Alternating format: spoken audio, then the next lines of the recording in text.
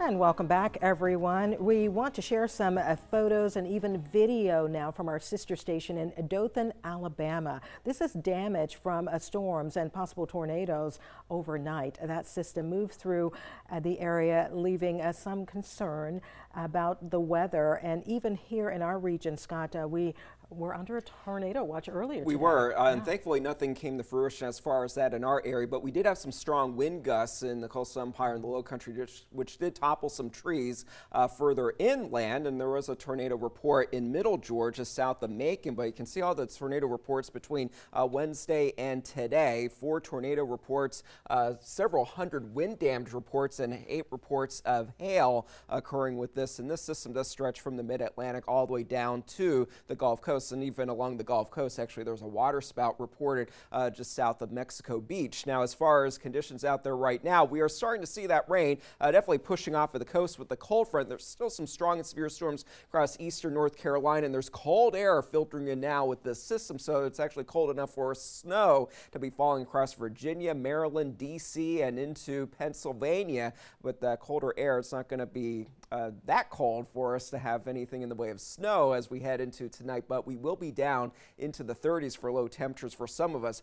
Viper radar scanning the sky, and just a few showers more toward Charleston, and with those clouds around, we do run the risk of a couple stray showers still developing, but overall that sky will be clearing out with a strong wind out of the north and northwest for us over the next few hours. But wind gusts have been in excess of 40 miles per hour as that front has moved through, setting us up for those cooler conditions for tonight. But as far as that view right now, looking toward downtown, can see some fair weather cumulus clouds working through right now, with temperatures cooling off, warming I should say, into the 70s, but those temperatures will start to drop off with that wind being pretty strong out of the northwest at 17 miles per hour. Still some stronger gusts are possible. It is now starting to cool off for some of our northern counties. 61 degrees right now in Hampton, 68 degrees for Sylvania, but it's along and south of Interstate 16 where conditions are still on the warmer side. And as we go through the day tomorrow, we will start off pretty chilly with those lows in the 30s and 40s and just the lower 70s for those high temperatures. This is after being in the upper 80s to lower 90s earlier this week.